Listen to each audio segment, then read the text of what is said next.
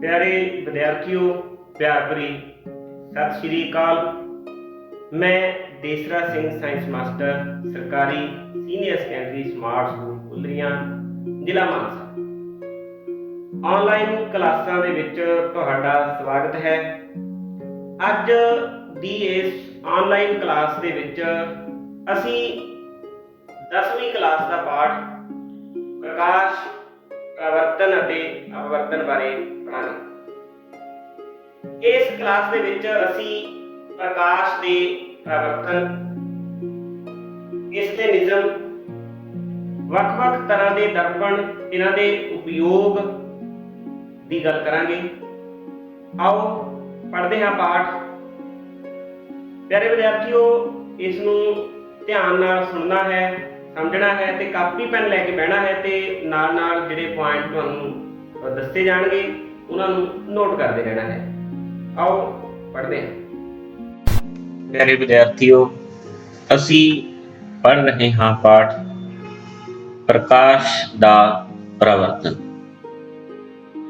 Reflection of light. 10वीं class का यह पाठ है।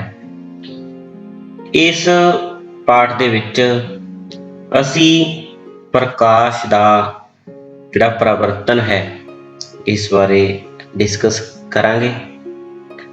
आओ शुरू करते हैं पाठ। सब तो पहला असी गल करते हाँ कि प्रकाश की हुंदा है, क्योंकि जिस दे वर्तारे की असी गल करांगे सब तो पहला सानू उस बारे पता होना चाहिए है कि यह प्रकाश की हुंदा है। प्यारे विद्यार्थियों, प्रकाश एक ऊर्जा है जो सानू वस्तुआं नूं देखण विच सहायता करती है। तो प्रकाश की है, एक ऊर्जा है। और अगर असी गल करिए कि जिहड़ा ये प्रकाश है, जिहड़ी ये प्रकाश ऊर्जा है, इस नूं गति करन लई माध्यम की जरूरत नहीं हुंदी। एक खला दे विच भी गति कर सकती है, जिथे हवा जिहड़ी नहीं हुंदी, जिसनूं असी निर्वायु भी बोलते हाँ या वैक्यूम भी बोलते हाँ। जे असी हवा विच प्रकाश की जिहड़ी चाल है उसकी गल करिए तां हवा विच प्रकाश की चाल 3 गुणा 10 की घात 8 मीटर प्रति सैकेंड, जहाँ इस तरह कह सकते हैं कि 3 लाख किलोमीटर प्रति सैकेंड। तो ये प्रकाश की हवा विच चाल हुंदी है। जे असी प्रकाश के स्रोतां की गल करिए तो उहदे लई सब तो मेन जिहड़ा स्रोत है साडे लई वो की है, सन। धरती जां बाकी जिहड़े ग्रह ने उन्हां दे लई सब तो मेन जिहड़ा स्रोत है ऊर्जा का वो है सूरज। प्रकाश दे लई सूरज है। और साडे घरां दे विच असी प्रकाश दे लई कुछ बल्ब वगैरह भी स्रोत के तौर पर वरतते हैं। तो उस तो बाद गल करते हाँ कि प्रकाश का परावर्तन की है। प्यारे विद्यार्थियों, तुसी सामने चित्र दे विच एक वर्तारा देख रहे हो, जिहड़ा अक्सर ही तुसी नोट किया होवेगा, देखा होवेगा कि जिवें सूरज की तरफ तो कुछ प्रकाश किरणां आ रही ने। रस्ते दे विच जिहड़ा ये पर्सन है इसने एक दर्पण जिहड़ा है वो पकड़िया होया है। तो ये जिहड़ी प्रकाश किरण सी इसका रस्ता जिहड़ा है वो बदल जाता है। तो इसे नूं असी एक परिभाषा के रूप दे विच समझते हाँ कि जदों कोई प्रकाश की कोई किरण किसी पॉलिश कीती सतह ते पैंदी है तां ये उसे माध्यम विच वापस मुड़ जाती है। तो जो वर्तारा इत्थे तुसी देखिया, प्रकाश की किरण आई, इस वस्तु दे नाल टकराई और उसे माध्यम दे विच वापस चली गई। तो ये जिहड़ा वर्तारा है इस नूं असी प्रकाश का जिहड़ा परावर्तन है वो कहंदे हां। तां उम्मीद है तुसी इस जिहड़ी परिभाषा नूं समझ गए होंगे ਇੱਕ ਵਾਰੀ ਦੁਬਾਰਾ ਤੋਂ ਇਸ ਨੂੰ ਰਿਪੀਟ ਕਰਦੇ ਹਾਂ ਕਿ ਜਦੋਂ ਕੋਈ ਪ੍ਰਕਾਸ਼ ਦੀ ਕਿਰਨ ਕਿਸੇ ਪਾਲਿਸ਼ ਕੀਤੀ ਸਤ੍ਹਾ ਦੇ ਉੱਤੇ ਪੈਂਦੀ ਹੈ ਤਾਂ ਇਹ ਉਸੇ ਮਾਧਿਅਮ ਦੇ ਵਿੱਚ ਵਾਪਸ ਮੁੜ ਜਾਂਦੀ ਹੈ। ਇਸ ਨੂੰ ਅਸੀਂ ਪ੍ਰਕਾਸ਼ ਦਾ ਪਰਿਵਰਤਨ ਕਹਿੰਦੇ ਹਾਂ। ਜਿਹੜਾ ਇਹ ਪ੍ਰਕਾਸ਼ ਦਾ ਪਰਿਵਰਤਨ ਹੈ, ਇਸ ਨੂੰ ਹੋਰ ਅਸੀਂ ਇੱਕ ਰੇ ਡਾਇਗਰਾਮ ਦੀ ਸਹਾਇਤਾ ਦੇ ਨਾਲ ਸਮਝਦੇ ਹਾਂ। ਤਾਂ ਇਹ ਜੋ ਸਾਹਮਣੇ ਤੁਸੀਂ ਦੇਖ ਰਹੇ ਹੋ, ਇਹ ਕੋਈ ਪਾਲਿਸ਼ ਕੀਤੀ ਸਤ੍ਹਾ ਹੈ। ਕੋਈ ਦਰਪਣ ਹੋ ਸਕਦਾ ਹੈ ਜਿਸ ਨੂੰ ਅਸੀਂ M ਤੇ M ਜਿਹੜਾ ਡੈਸ਼ ਹੈ ਉਸ ਦਾ ਨਾਮ ਦੇ ਦਿੰਦੇ ਹਾਂ। ਕੋਈ ਮਿਰਰ ਹੋ ਸਕਦਾ ਹੈ ਇਹ। ਔਰ ਜਦੋਂ ਕੋਈ ਪ੍ਰਕਾਸ਼ ਦੀ ਕਿਰਨ ਆਂਦੀ ਹੈ, ਇਸ ਨੂੰ ਅਸੀਂ ਆਪਤਿਤ ਕਿਰਨ ਹੈ ਜਿਹੜੀ ਉਹ ਬੋਲਦੇ ਹਾਂ।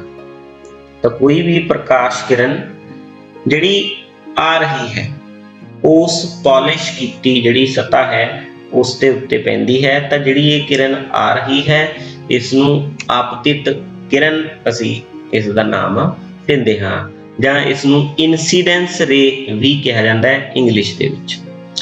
ਜਦੋਂ ਇਹ ਆਪਤਿਤ ਕਿਰਨ ਇਸ ਪਾਲਿਸ਼ ਕੀਤੀ ਸਤ੍ਹਾ ਨਾਲ ਇੱਥੇ ਟਕਰਾਉਂਦੀ ਹੈ ਤਾਂ ਇਹ ਉਸੇ ਮਾਧਿਅਮ ਦੇ ਵਿੱਚ ਵਾਪਸ ਚਲੀ ਜਾਂਦੀ ਹੈ। ਤਾਂ ਇਸ ਜਗ੍ਹਾ ਤੇ ਟਕਰਾਉਣ ਤੋਂ ਬਾਅਦ ਜਦੋਂ ਇਹ ਜਾ ਰਹੀ ਹੈ ਤਾਂ ਇਸ ਕਿਰਨ ਨੂੰ ਅਸੀਂ ਪਰਾਵਰਤਿਤ ਕਿਰਨ ਦਾ ਨਾਮ ਦਿੰਦੇ ਹਾਂ। ਜਿਸ ਬਿੰਦੂ ਦੇ ਉੱਤੇ ਇਸ ਨੇ ਇਸ ਦਰਪਣ ਨਾਲ ਟਕਰਾਈ ਹੈ, ਉਸ ਬਿੰਦੂ ਦੇ ਉੱਤੇ ਅਸੀਂ ਇੱਕ 90 ਡਿਗਰੀ ਦਾ ਇੱਕ ਕੋਣ ਖਿੱਚਦੇ ਹਾਂ, ਜਿਸ ਨੂੰ ਅਸੀਂ ਲੰਬ ਜਾਂ ਨਾਰਮਲ ਆਖਦੇ ਹਾਂ। ਆਉਣ ਵਾਲੀ ਕਿਰਨ ਆਪਤਿਤ ਕਿਰਨ ਹੋ ਗਈ, ਔਰ ਇੱਥੇ ਟਕਰਾਉਣ ਤੋਂ ਬਾਅਦ ਜੋ ਕਿਰਨ ਜਾ ਰਹੀ ਹੈ ਉਹ ਹੋ ਗਈ ਪਰਾਵਰਤਿਤ ਕਿਰਨ। ਜਿਸ ਬਿੰਦੂ ਤੇ ਇਹ ਇਸ ਦਰਪਣ ਨਾਲ ਟਕਰਾਈ ਹੈ ਉਸ ਦੇ ਉੱਤੇ ਅਸੀਂ ਇੱਕ 90 ਡਿਗਰੀ ਦਾ ਜਿਹੜਾ ਇੱਕ ਲੰਬਾ ਲਾਈਨ ਖਿੱਚਦੇ ਹਾਂ, ਸਿੱਧੀ ਕੋਣ ਖਿੱਚਦੇ ਹਾਂ, ਉਸ ਦਾ ਨਾਮ ਅਸੀਂ ਕੀ ਰੱਖਦੇ ਹਾਂ? ਲੰਬ ਜਾਂ ਨਾਰਮਲ।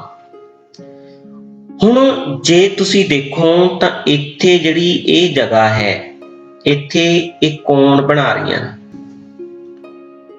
ਪਿਆਰੇ ਵਿਦਿਆਰਥੀਓ, ਇਸ ਲਾਈਨ ਜਿਹੜੀ ਆਪਤਿਤ ਕਿਰਨ ਹੈ, ਆਪਤਿਤ ਕਿਰਨ ਅਤੇ ਅਵਿਲੰਬ ਦੇ ਵਿਚਕਾਰ ਜਿਹੜਾ ਇਹ ਕੋਣ ਤੁਸੀਂ ਦੇਖ ਰਹੇ ਹੋ, ਇਸ ਕੋਣ ਨੂੰ ਅਸੀਂ ਆਪਤਨ ਕੋਣ ਦਾ ਨਾਮ ਦਿੰਦੇ ਹਾਂ।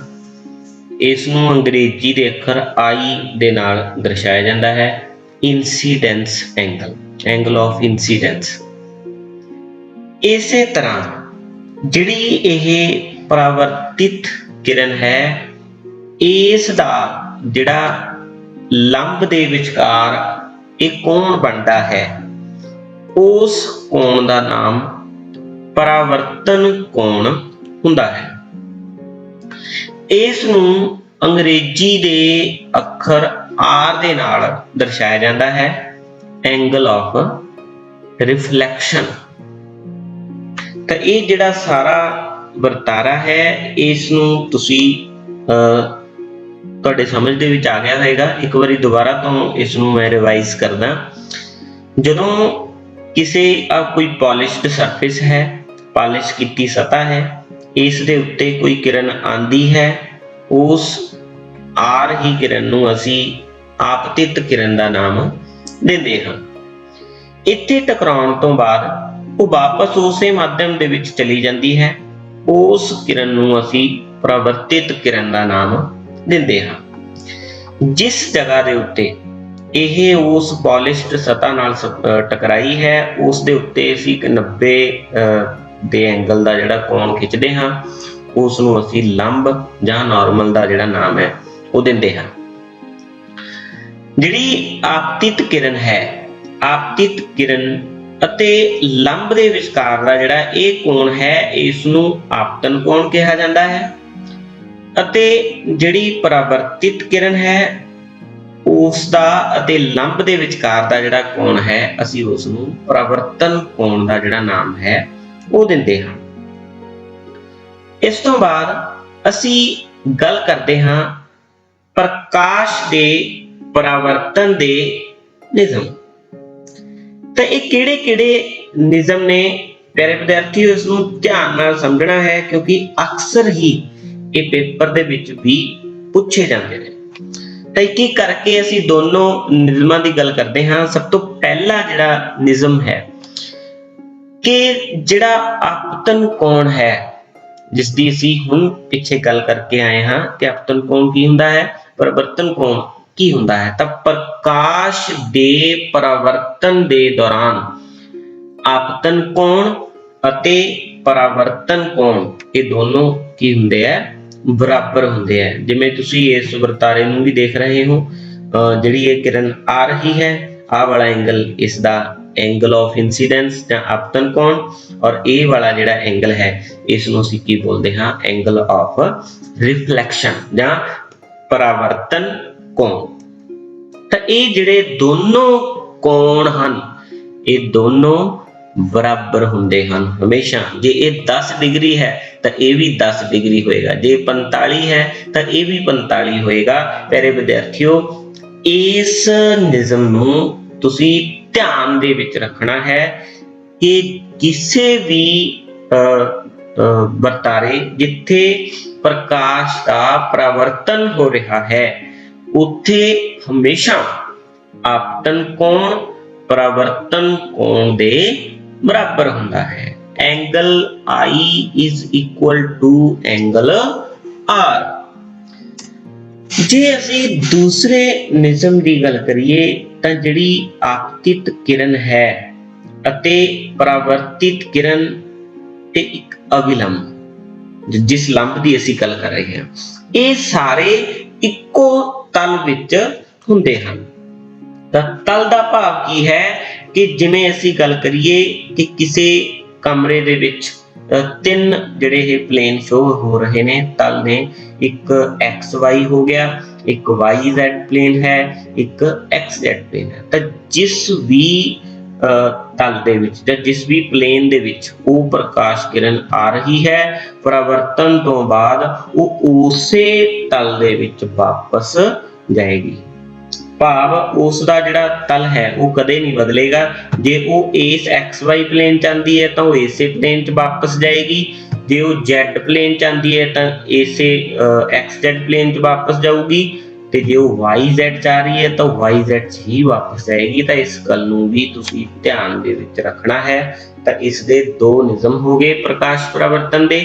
ਪਹਿਲਾ ਨਿਯਮ ਕੀ ਹੈ, ਆਪਤਨ ਕੋਣ ਪਰਾਵਰਤਨ ਕੋਣ ਦੇ ਬਰਾਬਰ ਹੁੰਦਾ ਹੈ, ਔਰ ਦੂਸਰਾ ਕੀ ਹੈ ਕਿ ਆਪਤਿਤ ਕਿਰਨ ਪਰਾਵਰਤਿਤ ਕਿਰਨ ਅਤੇ ਅਵਿਲੰਬ ਸਾਰੇ ਇੱਕੋ ਤਲ ਵਿੱਚ ਹੁੰਦੇ ਹਨ।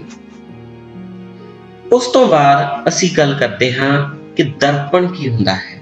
ਪਿਆਰੇ ਵਿਦਿਆਰਥੀਓ, ਦਰਪਣ ਇੱਕ ਅਜਿਹਾ ਪਦਾਰਥ ਹੈ ਜਿਸ ਦੀ ਇੱਕ ਸਾਈਡ ਪਰਾਵਰਤਕ ਹੁੰਦੀ ਹੈ ਔਰ ਦੂਸਰੀ ਸਾਈਡ ਜਿਹੜੀ ਹੈ ਉਹ ਪੇਂਟ ਕੀਤੀ ਹੁੰਦੀ ਹੈ। ਤੁਸੀਂ ਅਕਸਰ ਹੀ ਜਿਹੜੇ ਦਰਪਣ ਨੇ ਤੁਹਾਡੇ ਘਰਾਂ ਦੇ ਵਿੱਚ ਦੇਖੇ ਹੋਣਗੇ। ਇਹਨਾਂ ਨੂੰ ਅਸੀਂ ਦੋ ਭਾਗਾਂ ਦੇ ਵਿੱਚ ਵੰਡਦੇ ਹਾਂ, ਭਾਵੇਂ ਦੋ ਤਰ੍ਹਾਂ ਦੇ ਹੁੰਦੇ ਆ। ਇੱਕ ਹੁੰਦੇ ਨੇ ਗੋਲਾਕਾਰ ਦਰਪਣ ਔਰ ਇੱਕ ਹੁੰਦੇ ਨੇ ਸਮਤਲ ਦਰਪਣ। ਅਸੀਂ ਇੱਕ ਇੱਕ ਕਰਕੇ ਇਹਨਾਂ ਦੋਨਾਂ ਬਾਰੇ ਸਮਝਦੇ ਹਾਂ ਕਿ ਗੋਲਾਕਾਰ ਦਰਪਣ ਕੀ ਹੁੰਦੇ ਹਨ ਅਤੇ ਸਮਤਲ ਦਰਪਣ ਕੀ ਹੁੰਦੇ ਹਨ। ਤਾਂ ਸਭ ਤੋਂ ਪਹਿਲਾਂ ਅਸੀਂ ਗੱਲ ਕਰਦੇ ਹਾਂ ਗੋਲਾਕਾਰ ਦਰਪਣ ਦੀ। ਪਿਆਰੇ ਵਿਦਿਆਰਥੀਓ, ਗੋਲਾਕਾਰ ਦਰਪਣ ਕਿਸੇ ਖੋਖਲੇ ਗੋਲੇ ਦਾ ਉਹ ਹਿੱਸਾ ਹੁੰਦਾ ਹੈ ਜਿਸ ਦੀ ਇੱਕ ਜਿਹੜੀ ਸਤ੍ਹਾ ਹੈ, ਇੱਕ ਸਾਈਡ ਤੋਂ ਉਸ ਦੀ ਸਤ੍ਹਾ ਪਰਾਵਰਤਕ ਹੁੰਦੀ ਹੈ ਅਤੇ ਦੂਸਰੀ ਸਾਈਡ ਤੋਂ ਸਤ੍ਹਾ ਜਿਹੜੀ ਹੈ ਉਹ ਪੋਲਿਸ਼ਡ ਹੁੰਦੀ ਹੈ। ਠੀਕ ਹੈ, ਇੱਕ ਸਾਈਡ ਪੇਂਟ ਕੀਤਾ ਹੁੰਦਾ ਹੈ, ਇੱਕ ਸਾਈਡ ਪਰਾਵਰਤਕ ਹੁੰਦੀ ਹੈ। ਤਾਂ ਇਹ ਜਿਹੜੇ ਨੇ ਇਹਨਾਂ ਨੂੰ ਅਸੀਂ ਗੋਲਾਕਾਰ ਦਰਪਣ ਆਖਦੇ ਹਾਂ। ਜਿਵੇਂ ਇਹਨਾਂ ਉਦਾਹਰਨਾਂ ਦੇ ਵਿੱਚ ਤੁਸੀਂ ਦੇਖ ਰਹੇ ਹੋ ਤਾਂ ਇਹ ਸਾਰੀਆਂ ਉਦਾਹਰਨਾਂ ਗੋਲਾਕਾਰ ਦਰਪਣਾਂ ਦੀਆਂ ਨੇ। ਕੋਈ ਵਿਚਕਾਰੋਂ ਡੂੰਘਾ ਹੁੰਦਾ ਹੈ, ਕੋਈ ਵਿਚਕਾਰੋਂ ਉੱਪਰ ਨੂੰ ਉੱਠਿਆ ਹੁੰਦਾ ਹੈ। ਤਾਂ ਇਹ ਸਾਰੇ ਕੀ ਨੇ ਸਾਡੇ ਕੋਲ ਗੋਲਾਕਾਰ ਦਰਪਣ। ਤਾਂ ਜਿਹੜੇ ਇਹ ਗੋਲਾਕਾਰ ਦਰਪਣ ਹਨ ਇਹ ਵੀ ਅੱਗੇ ਦੋ ਤਰ੍ਹਾਂ ਦੇ ਹੁੰਦੇ ਹਨ। ਇੱਕ ਨੂੰ ਅਸੀਂ ਆਪਤਲ ਦਰਪਣ ਦੇ ਨਾਮ ਨਾਲ ਜਾਣਦੇ ਹਾਂ ਅਤੇ ਦੂਸਰਾ ਜਿਹੜਾ ਹੈ ਉਸ ਨੂੰ ਅਸੀਂ ਉੱਤਲ ਦਰਪਣ ਦੇ ਨਾਮ ਨਾਲ ਜਾਣਦੇ ਹਾਂ। ਜਿਹੜਾ ਅਵਤਲ ਦਰਪਣ ਹੈ, ਇਹ ਅਵਤਲ ਦਰਪਣ ਇਹ ਵਿਚਕਾਰੋਂ ਡੂੰਘਾ ਹੁੰਦਾ ਹੈ ਤੇ ਇਹਦੀ ਜਿਹੜੀ ਡੂੰਘੀ ਸਾਈਡ ਹੈ ਉਹ ਪਰਾਵਰਤਕ ਹੁੰਦੀ ਹੈ, ਔਰ ਦੂਸਰੀ ਸਾਈਡ ਜਿਸ ਤਰਫ ਇਹ ਛੋਟੀਆਂ-ਛੋਟੀਆਂ ਜਿਹੜੀਆਂ ਲਾਈਨਾਂ ਦਿਖਾਈਆਂ ਗਈਆਂ ਨੇ, ਇਹ ਜਿਹੜੀ ਸਤ੍ਹਾ ਹੈ ਇਸ ਦੀ ਪੇਂਟ ਕੀਤੀ ਹੁੰਦੀ ਹੈ। ਜੇ ਉੱਤਲ ਦਰਪਣ ਦੀ ਗੱਲ ਕਰੀਏ ਤਾਂ ਇਹ ਵਿਚਕਾਰ ਤੋਂ ਉੱਪਰ ਨੂੰ ਉੱਠਿਆ ਹੋਇਆ ਹੁੰਦਾ ਹੈ, ਤਾਂ ਜਿਹੜੀ ਇਹ ਵਾਲੀ ਸਾਈਡ ਹੈ ਇਸ ਦੀ ਇਹ ਪਰਾਵਰਤਕ ਸਾਈਡ ਹੈ ਔਰ ਦੂਸਰੀ ਸਾਈਡ ਪੇਂਟ ਕੀਤੀ ਹੁੰਦੀ ਹੈ। ਤਾਂ ਇਹ ਦੋਨਾਂ ਦੇ ਵਿੱਚ ਸ਼ਾਇਦ ਤੁਹਾਨੂੰ ਫਰਕ ਪਤਾ ਲੱਗ ਗਿਆ ਹੋਵੇਗਾ। ਯਾਦ ਰੱਖਣ ਦਾ ਤਰੀਕਾ ਹੈ ਉੱਤਲ ਮਤਲਬ ਉੱਪਰ ਨੂੰ ਉੱਠਿਆ ਹੋਇਆ, ਔਰ ਅਵਤਲ ਜਿਹੜਾ ਹੈ ਉਹ ਵਿਚਕਾਰ ਨੂੰ ਧਸਿਆ ਹੁੰਦਾ ਹੈ। ਤਾਂ ਜਿਹੜੇ ਇਹ ਦਰਪਣ ਨੇ, ਅਗਰ ਅਸੀਂ ਇਹਨਾਂ ਦੇ ਉਪਯੋਗ ਦੀ ਗੱਲ ਕਰੀਏ, ਸਾਡੀ ਜਿਹੜੀ ਰੋਜ਼ਾਨਾ ਦੀ ਜ਼ਿੰਦਗੀ ਹੈ ਉੱਥੇ ਅਸੀਂ ਇਹਨਾਂ ਨੂੰ ਕਿੱਥੇ ਵਰਤਦੇ ਹਾਂ, ਤਾਂ ਸਭ ਤੋਂ ਪਹਿਲਾਂ ਜੇ ਅਸੀਂ ਅਵਤਲ ਦਰਪਣ ਦੀ ਗੱਲ ਕਰੀਏ ਤਾਂ ਅਵਤਲ ਦਰਪਣ ਦਾ ਜਿਹੜਾ ਉਪਯੋਗ ਹੈ ਉਹ ਵਾਹਨਾਂ ਦੀਆਂ ਹੈਡਲਾਈਟਾਂ ਦੇ ਵਿੱਚ, ਸਰਚ ਲਾਈਟਾਂ ਦੇ ਵਿੱਚ ਸਿੱਧੀ ਜਿਹੜੀ ਬੀਮ ਹੈ ਉਹ ਪ੍ਰਾਪਤ ਕਰਨ ਦੇ ਲਈ ਕੀਤਾ ਜਾਂਦਾ। ਤੁਸੀਂ ਟਾਰਚ ਦੇਖੀ ਹੋਏਗੀ ਤਾਂ ਟਾਰਚ ਦੇ ਜਿਹੜੀ ਅੰਦਰਲੀ ਸਾਈਡ ਹੈ ਇਹ ਵਾਲੀ, ਇੱਥੇ ਅਵਤਲ ਦਰਪਣ ਦਾ ਉਪਯੋਗ ਕੀਤਾ ਜਾਂਦਾ ਹੈ ਤਾਂ ਕਿ ਇਹ ਉਸ ਲਾਈਟ ਨੂੰ ਪਰਿਵਰਤਿਤ ਕਰਨ ਤੋਂ ਬਾਅਦ ਇੱਕ ਸਿੱਧੀ ਜਿਹੜੀ ਬੀਮ ਹੈ ਉਸ ਦੇ ਵਿੱਚ ਬਦਲ ਦੇਵੇ। ਇਸੇ ਤਰ੍ਹਾਂ ਜਿਹੜੀਆਂ ਕਾਰ ਦੀਆਂ ਹੈਡਲਾਈਟਾਂ ਨੇ, ਮੋਟਰਸਾਈਕਲ ਦੀਆਂ ਹੈਡਲਾਈਟਾਂ ਨੇ, ਉਹਨਾਂ ਦੇ ਵਿੱਚ ਵੀ ਇਸ ਦਰਪਣ ਦਾ ਉਪਯੋਗ ਕੀਤਾ ਜਾਂਦਾ ਹੈ ਤਾਂ ਕਿ ਜਿਹੜੀ ਉਹ ਰੌਸ਼ਨੀ ਹੈ ਉਸ ਨੂੰ ਇੱਕ ਸਿੱਧੀ ਬੀਮ ਦੇ ਵਿੱਚ ਕਨਵਰਟ ਕਰ ਲਿਆ ਜਾਵੇ ਕਿ ਉਹ ਜ਼ਿਆਦਾ ਦੂਰ ਤੱਕ ਜਿਹੜੀ ਸਾਨੂੰ ਰੌਸ਼ਨੀ ਹੈ ਉਹ ਫੈਲਾ ਸਕਦੀ ਹੈ। ਉਸ ਤੋਂ ਬਾਅਦ ਦੰਦਾਂ ਦੇ ਜਿਹੜੇ ਡਾਕਟਰ ਨੇ ਉਹ ਵੀ ਅਵਤਲ ਦਰਪਣ ਦਾ ਉਪਯੋਗ ਕਰਦੇ ਹੈ। ਜਿਵੇਂ ਇਸ ਚਿੱਤਰ ਦੇ ਵਿੱਚ ਤੁਸੀਂ ਦੇਖ ਰਹੇ ਹੋ, ਆ ਜਿਹੜਾ ਦਰਪਣ ਹੈ ਅਵਤਲ ਦਰਪਣ ਹੈ, ਤਾਂ ਦੰਦਾਂ ਦੇ ਅੰਦਰ ਦੀ ਸਾਈਡ ਦਾ ਜਿਹੜਾ ਚਿੱਤਰ ਹੈ ਉਸਨੂੰ ਵੱਡਾ ਕਰਕੇ ਦਿਖਾਉਂਦਾ ਹੈ ਤਾਂ ਕਿ ਜੋ ਕੈਵਿਟੀ ਵਗੈਰਾ ਹੈ ਉਸ ਨੂੰ ਉਹ ਆਸਾਨੀ ਨਾਲ ਜਿਹੜਾ ਉਹ ਦੇਖ ਸਕਦੇ ਨੇ। ਇਸ ਤੋਂ ਇਲਾਵਾ ਇਸ ਨੂੰ ਸ਼ੇਪ ਕਰਨ ਦੇ ਲਈ ਵੀ ਵਰਤਿਆ ਜਾਂਦਾ ਹੈ ਕਿਉਂਕਿ ਜਿਹੜਾ ਇਹ ਅਵਤਲ ਦਰਪਣ ਹੈ ਇਹ ਵਸਤੂਆਂ ਦਾ ਜਿਹੜਾ ਪ੍ਰਤੀਬਿੰਬ ਹੈ ਉਸ ਨੂੰ ਵੱਡਾ ਕਰਕੇ ਦਿਖਾਉਂਦਾ ਹੈ। ਤਾਂ ਚਿਹਰੇ ਦੇ ਵਿੱਚ ਛੋਟੇ-ਛੋਟੇ ਜਿਹੜੇ ਵਾਲ ਨੇ ਉਹਨਾਂ ਨੂੰ ਵੀ ਆਸਾਨੀ ਨਾਲ ਵੱਡਾ ਕਰਕੇ ਦੇਖਿਆ ਜਾ ਸਕਦਾ ਹੈ, ਇਸ ਲਈ ਇਸ ਨੂੰ ਸ਼ੇਵਿੰਗ ਮਿਰਰ ਜਿਹੜਾ ਹੈ ਉਸ ਦਾ ਨਾਮ ਵੀ ਦਿੱਤਾ ਜਾਂਦਾ ਹੈ। ਅਗਲੀ ਜਿਹੜੀ ਗੱਲ ਹੈ, ਅਸੀਂ ਉੱਤਲ ਦਰਪਣ ਦੇ ਉਪਯੋਗ ਜੇ ਦੇਖੀਏ ਤਾਂ ਅਸੀਂ ਇਹਨਾਂ ਨੂੰ ਸਾਡੀ ਰੋਜ਼ਾਨਾ ਜ਼ਿੰਦਗੀ ਦੇ ਵਿੱਚ ਕਿੱਥੇ-ਕਿੱਥੇ ਵਰਤਦੇ ਹਾਂ। ਸਭ ਤੋਂ ਪਹਿਲਾਂ ਜਿਹੜੇ ਸਾਡੇ ਵਾਹਨ ਨੇ, ਵਾਹਨਾਂ ਦੇ ਵਿੱਚ ਜਿਹੜੀ ਪਿੱਛੇ ਦੀ ਆਵਾਜਾਈ ਦੇਖਣ ਦੇ ਲਈ ਅਸੀਂ ਇਹਨਾਂ ਦਾ ਉਪਯੋਗ ਕਰਦੇ ਹਾਂ। ਕਾਰਨ ਕੀ ਹੈ? ਕਿਉਂਕਿ ਉੱਤਲ ਦਰਪਣ ਪ੍ਰਤੀਬਿੰਬ ਤਾਂ ਛੋਟਾ ਬਣਾਉਂਦਾ ਹੈ ਪਰ ਇਸ ਦਾ ਜਿਹੜਾ ਦ੍ਰਿਸ਼ਟੀ ਖੇਤਰ ਹੈ ਉਹ ਬਹੁਤ ਵੱਡਾ ਹੁੰਦਾ ਹੈ। ਮਤਲਬ ਇਸ ਦੇ ਵਿੱਚ ਅਸੀਂ ਜ਼ਿਆਦਾ ਏਰੀਆ ਜਿਹੜਾ ਹੈ, ਜ਼ਿਆਦਾ ਖੇਤਰਫਲ ਜਿਹੜਾ ਹੈ ਉਹ ਬੈਕ ਸਾਈਡ ਦਾ ਕਵਰ ਕਰ ਸਕਦੇ ਹਾਂ। ਜਿਵੇਂ ਤੁਸੀਂ ਇਹਨਾਂ ਦੋ ਚਿੱਤਰਾਂ ਨੂੰ ਦੇਖੋ, ਜਿਹੜਾ ਪਹਿਲਾ ਚਿੱਤਰ ਹੈ ਇਸ ਦੇ ਵਿੱਚ ਅਸੀਂ ਇੱਥੇ ਇੱਕ ਪਲੇਨ ਜਿਹੜਾ ਦਰਪਣ ਹੈ ਉਹ ਲਗਾਇਆ ਹੈ ਔਰ ਇਹ ਜਿਹੜਾ ਦਰਪਣ ਹੈ ਇਹ ਉੱਤਲ ਦਰਪਣ ਹੈ, ਇੱਕੋ ਹੀ ਸੀਨ ਹੈ। ਤੁਸੀਂ ਦੇਖੋ ਇਸ ਦੇ ਵਿੱਚ ਥੋੜਾ ਜਿਹੜਾ ਖੇਤਰਫਲ ਹੈ ਉਹ ਕਵਰ ਹੋ ਰਿਹਾ ਹੈ ਪਰ ਇਸ ਦੇ ਵਿੱਚ ਜ਼ਿਆਦਾ ਜਿਹੜਾ ਖੇਤਰਫਲ ਹੈ ਉਹ ਕਵਰ ਹੋ ਰਿਹਾ ਹੈ। ਇਸੇ ਲਈ ਅਸੀਂ ਉੱਤਲ ਜਿਹੜਾ ਦਰਪਣ ਹੈ ਉਸ ਨੂੰ ਜ਼ਿਆਦਾ ਪਹਿਲ ਦਿੰਦੇ ਹਾਂ ਦੂਸਰੇ ਕਿਸੇ ਦਰਪਣ ਨੂੰ ਵਰਤਣ ਦੀ ਬਜਾਏ। ਅਗਲਾ ਜਿਹੜਾ ਉਪਯੋਗ ਹੈ ਡਿਪਾਰਟਮੈਂਟਲ ਸਟੋਰ, ਉਹਨਾਂ ਦੇ ਵਿੱਚ ਇਸ ਨੂੰ ਵਰਤਿਆ ਜਾਂਦਾ ਹੈ। ਕਾਰਨ ਕੀ ਹੈ ਕਿ ਇਹ ਇੱਕ ਜਿਹੜਾ ਦਰਪਣ ਹੈ ਜ਼ਿਆਦਾ ਏਰੀਆ ਜਿਹੜਾ ਹੈ ਕਵਰ ਕਰ ਸਕਦਾ ਹੈ ਤਾਂ ਇਸ ਨੂੰ ਜਿਹੜਾ ਹੈ ਮਤਲਬ ਸਿਕਿਉਰਿਟੀ ਪਰਪਸ ਤੋਂ ਜਿਹੜਾ ਹੈ ਜ਼ਿਆਦਾ ਨਿਗਰਾਨੀ ਜਿਹੜੀ ਹੈ ਉਹ ਰੱਖੀ ਜਾ ਸਕਦੀ ਹੈ। ਉਸ ਤੋਂ ਬਾਅਦ ਸਟਰੀਟ ਲਾਈਟਾਂ ਦੇ ਵਿੱਚ ਜਿਹੜਾ ਪ੍ਰਕਾਸ਼ ਹੈ ਉਸ ਨੂੰ ਜ਼ਿਆਦਾ ਖੇਤਰ ਦੇ ਵਿੱਚ ਖਿੰਡਾਉਣ ਦੇ ਲਈ ਵਰਤਿਆ ਜਾਂਦਾ ਹੈ। ਜਿਹੜਾ ਉੱਤਲ ਦਰਪਣ ਹੈ ਇਹ ਪ੍ਰਕਾਸ਼ ਨੂੰ ਖਿੰਡਾਉਂਦਾ ਹੁੰਦਾ ਹੈ, ਅਵਤਲ ਦਰਪਣ ਇਹ ਪ੍ਰਕਾਸ਼ ਕਿਰਨਾਂ ਨੂੰ ਇਕੱਠਾ ਕਰਦਾ ਹੈ। ਤਾਂ ਜਿਹੜੀ ਸਟਰੀਟ ਲਾਈਟਾਂ ਨੇ, ਕਿਉਂਕਿ ਸਟਰੀਟ ਲਾਈਟਾਂ ਦੇ ਵਿੱਚ ਇੱਕ ਜਗ੍ਹਾ ਜਦੋਂ ਅਸੀਂ ਸਟਰੀਟ ਲਾਈਟ ਲਗਾਈ ਹੈ ਤਾਂ ਜ਼ਿਆਦਾ ਹਿੱਸਾ ਜਿਹੜਾ ਹੈ ਪ੍ਰਕਾਸ਼ ਨੂੰ ਮਤਲਬ ਫੈਲਾਵੇ, ਉਹ ਜ਼ਿਆਦਾ ਏਰੀਆ ਕਵਰ ਕਰੇ। ਇਸੇ ਲਈ ਅਸੀਂ ਇਸ ਦੇ ਅੰਦਰ ਉੱਤਲ ਦਰਪਣ ਦਾ ਉਪਯੋਗ ਕਰਦੇ ਹਾਂ ਤਾਂ ਕਿ ਉਹ ਪ੍ਰਕਾਸ਼ ਕਿਰਨਾਂ ਨੂੰ ਜ਼ਿਆਦਾ ਦੂਰ ਤੱਕ ਖਿੰਡਾ ਸਕੇ। ਤਾਂ ਇਹ ਕੁਝ ਉਪਯੋਗ ਸੀ।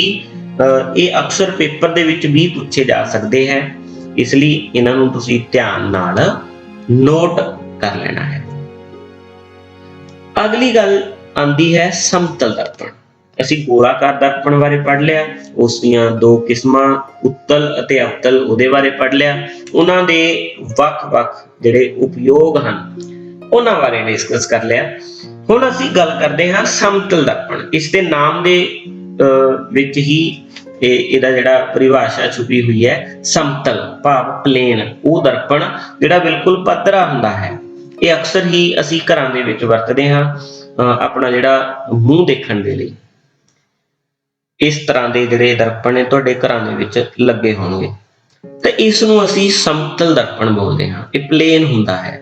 ਤਾਂ ਇਹ ਜਿਹੜਾ ਸਮਤਲ ਦਰਪਣ ਹੈ, ਇਸ ਦੁਆਰਾ ਜਿਹੜਾ ਪ੍ਰਤੀਬਿੰਬ ਬਣਦਾ ਹੈ, ਜੇ ਅਸੀਂ ਉਸ ਦੀ ਗੱਲ ਕਰੀਏ ਤਾਂ ਇਸ ਦੇ ਵਿੱਚ ਜਿਹੜਾ ਪ੍ਰਤੀਬਿੰਬ ਬਣਦਾ ਹੈ, ਜੇ ਉਹਦੇ ਲੱਛਣ ਦੀ ਗੱਲ ਕਰੀਏ, ਤੁਸੀਂ ਇੱਥੋਂ ਦੇਖ ਰਹੇ ਹੋ ਜਿਵੇਂ ਪ੍ਰਕਾਸ਼ ਕਿਰਨਾਂ ਇੱਥੋਂ ਜਾ ਕੇ ਆ ਵਸਤੂ ਹੈ, ਠੀਕ ਹੈ, ਇੱਥੋਂ ਇਹਦੇ ਨਾਲ ਟਕਰਾ ਕੇ ਚਲੀਆਂ ਜਾਂਦੀਆਂ ਨੇ, ਇੱਥੇ ਪ੍ਰਕਾਸ਼ ਪਰਾਵਰਤਨ ਦਾ ਨਿਯਮ ਲਾਗੂ ਹੁੰਦਾ ਹੈ। ਇਸੇ ਤਰ੍ਹਾਂ ਇੱਥੇ ਜਦੋਂ ਇਹਨਾਂ ਨੂੰ ਅਸੀਂ ਪਿੱਛੇ ਨੂੰ ਐਕਸਟੈਂਡ ਕਰਦੇ ਹਾਂ ਤਾਂ ਇੱਥੇ ਕੀ ਬਣਦੀ ਹੈ, ਪ੍ਰਤੀਬਿੰਬ ਬਣਦਾ ਹੈ, ਜਿਵੇਂ ਇਸ ਚਿੱਤਰ ਦੇ ਵਿੱਚ ਵੀ ਦਿਖਾਇਆ ਗਿਆ ਹੈ। ਤਾਂ ਜਿਹੜਾ ਇਹ ਪ੍ਰਤੀਬਿੰਬ ਬਣਦਾ ਹੈ, ਇਸ ਦੇ ਜੇ ਲੱਛਣਾਂ ਦੀ ਗੱਲ ਕਰੀਏ, ਇਹ ਬਹੁਤ ਵਾਰ ਪੇਪਰ ਦੇ ਵਿੱਚ ਪ੍ਰਸ਼ਨ ਵੀ ਆਉਂਦਾ ਹੈ ਕਿ ਸਮਤਲ ਦਰਪਣ ਦੁਆਰਾ ਬਣਾਏ ਗਏ ਪ੍ਰਤੀਬਿੰਬ ਦੇ ਲੱਛਣ ਦੱਸੋ। ਤਾਂ ਇੱਕ ਤਾਂ ਇਹ ਹੈ ਕਿ ਇਹ ਆਭਾਸੀ ਹੈ, ਕਿਉਂਕਿ ਇਹਨਾਂ ਨੂੰ ਇਹ ਜਿਹੜੀਆਂ ਪ੍ਰਕਾਸ਼ ਕਿਰਨਾਂ ਨੇ ਇਹ ਸਿੱਧੇ ਤੌਰ ਤੇ ਨਹੀਂ ਮਿਲੀਆਂ, ਇਹਨਾਂ ਨੂੰ ਮਿਲਾਇਆ ਗਿਆ ਹੈ, ਮਤਲਬ ਇਹ ਵਰਚੁਅਲੀ ਮਿਲਦੀਆਂ ਨੇ ਔਰ ਇਹਨਾਂ ਨੂੰ ਕਿਸੇ ਸਕਰੀਨ ਤੇ ਵੀ ਨਹੀਂ ਉਤਾਰਿਆ ਜਾ ਸਕਦਾ। ਤਾਂ ਇਸੇ ਲਈ ਇਹ ਪ੍ਰਤੀਬਿੰਬ ਆਭਾਸੀ ਹੁੰਦਾ ਹੈ। ਇਹ ਹਮੇਸ਼ਾ ਸਿੱਧਾ ਬਣਦਾ ਹੈ। ਤੁਸੀਂ ਆਪਣਾ ਜਿਹੜਾ ਚਿਹਰਾ ਹੈ ਤੁਸੀਂ ਦੇਖਿਆ ਹੋਵੇਗਾ, ਰੋਜ਼ ਤੁਹਾਨੂੰ ਉਹ ਸਿੱਧਾ ਨਜ਼ਰ ਆਉਂਦਾ ਹੈ, ਪਰ ਜੇ ਤੁਸੀਂ ਕਿਸੇ ਅਵਤਲ ਦਰਪਣ ਦੇ ਵਿੱਚ ਆਪਣੇ ਆਪ ਨੂੰ ਦੇਖੋ ਤਾਂ ਉਹ ਤੁਹਾਨੂੰ ਤੁਹਾਡਾ ਉਲਟਾ ਜਿਹੜਾ ਪ੍ਰਤੀਬਿੰਬ ਹੈ ਉਹ ਦਿਖਾਏਗਾ। ਸਮਤਲ ਦਰਪਣ ਵਿੱਚ ਜਿਹੜਾ ਪ੍ਰਤੀਬਿੰਬ ਹੈ ਉਸ ਦਾ ਆਕਾਰ ਵਸਤੂ ਦੇ ਆਕਾਰ ਦਾ ਹੁੰਦਾ ਹੈ। ਤੁਸੀਂ ਆਪਣਾ ਚਿਹਰਾ ਜਦੋਂ ਉਸ ਸ਼ੀਸ਼ੇ ਦੇ ਵਿੱਚ, ਦਰਪਣ ਦੇ ਵਿੱਚ ਦੇਖਦੇ ਹੋ ਤਾਂ ਜਿੰਨਾ ਆਕਾਰ ਤੁਹਾਡਾ ਹੈ ਉਨਾ ਹੀ ਆਕਾਰ ਤੁਹਾਡੇ ਦਰਪਣ ਦੇ ਅੰਦਰ ਜਿਹੜਾ ਪ੍ਰਤੀਬਿੰਬ ਬਣਿਆ ਹੈ ਉਸ ਦਾ ਹੁੰਦਾ ਹੈ। ਭਾਵ ਜਿਹੜਾ ਸਮਤਲ ਦਰਪਣ ਹੈ ਉਹ ਹਮੇਸ਼ਾ ਵਸਤੂ ਦੇ ਆਕਾਰ ਦਾ ਜਿਹੜਾ ਪ੍ਰਤੀਬਿੰਬ ਹੈ ਉਹ ਬਣਾਉਂਦਾ ਹੈ। ਪਰ ਜੇ ਅਸੀਂ ਅਵਤਲ ਦਰਪਣ ਦੀ ਜਾਂ ਉੱਤਲ ਦਰਪਣ ਦੀ ਗੱਲ ਕਰੀਏ ਤਾਂ ਜਿਹੜਾ ਉੱਤਲ ਦਰਪਣ ਹੈ ਉਹ ਹਮੇਸ਼ਾ ਵਸਤੂ ਦਾ ਜਿਹੜਾ ਛੋਟਾ ਪ੍ਰਤੀਬਿੰਬ ਬਣਾਉਂਦਾ ਹੈ ਤੇ ਅਵਤਲ ਦਰਪਣ ਵਸਤੂ ਦਾ ਪ੍ਰਤੀਬਿੰਬ ਵੱਡਾ ਦਿਖਾਉਂਦਾ ਹੈ। ਔਰ ਪ੍ਰਤੀਬਿੰਬ ਸਮਤਲ ਦਰਪਣ ਦੇ ਪਿੱਛੇ ਓਨੀ ਹੀ ਦੂਰੀ ਤੇ ਬਣਦਾ ਹੈ ਜਿੰਨੀ ਵਸਤੂ ਦਰਪਣ ਦੇ ਸਾਹਮਣੇ ਹੈ। ਤਾਂ ਜੇ ਅਸੀਂ ਇੱਥੇ ਦੇਖੀਏ, ਜਿਵੇਂ ਤੁਸੀਂ ਸਾਹਮਣੇ ਚਿੱਤਰ ਦੇਖ ਰਹੇ ਹੋ, ਤਾਂ ਜਿਹੜੀ ਦਰਪਣ ਦੇ ਸਾਹਮਣੇ ਵਸਤੂ ਦੀ ਇਹ ਦੂਰੀ ਹੈ ਅਤੇ ਪ੍ਰਤੀਬਿੰਬ ਦੀ ਦਰਪਣ ਤੋਂ ਦੂਰੀ ਹੈ, ਤਾਂ ਇਹ ਦੂਰੀ ਦੋਨਾਂ ਦੇ ਵਿੱਚ ਬਰਾਬਰ ਹੋਏਗੀ। ਜੇ ਇਹ 1 ਮੀਟਰ ਹੈ ਤਾਂ ਇਹ ਵੀ ਦੂਰੀ 1 ਮੀਟਰ ਹੀ ਹੋਊਗੀ।